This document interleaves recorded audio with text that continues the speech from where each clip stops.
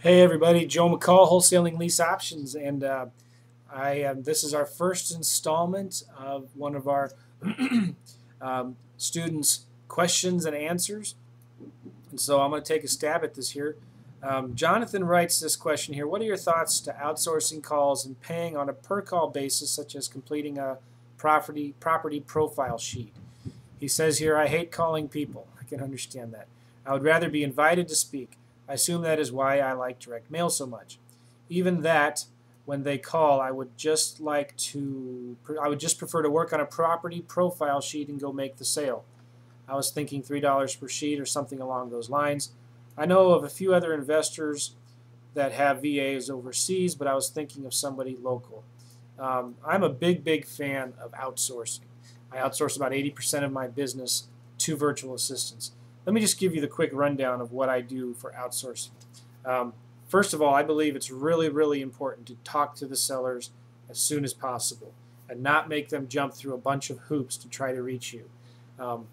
But still, I prefer warm calls instead of cold calls.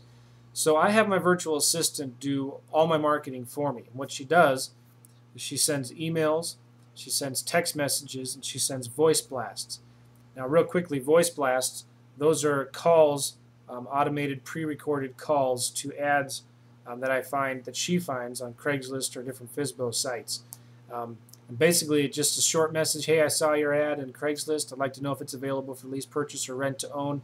Give me a call if you're interested. And I have that number go to a number.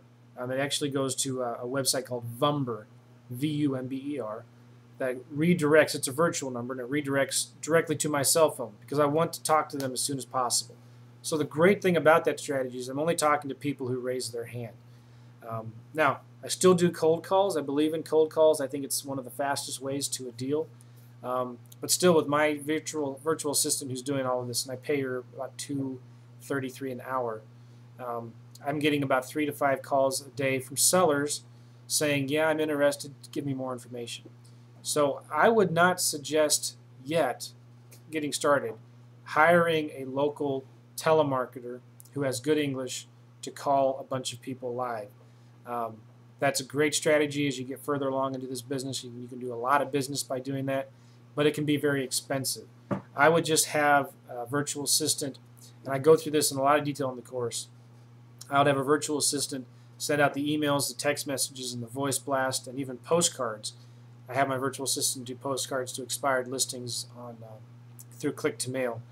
And then have them call me. But it's real important that that number that they call is not a pre-recorded 5-minute long message designed to filter sellers out, and then it's not to an operator that makes them answer 20 different questions or doesn't direct them to a website.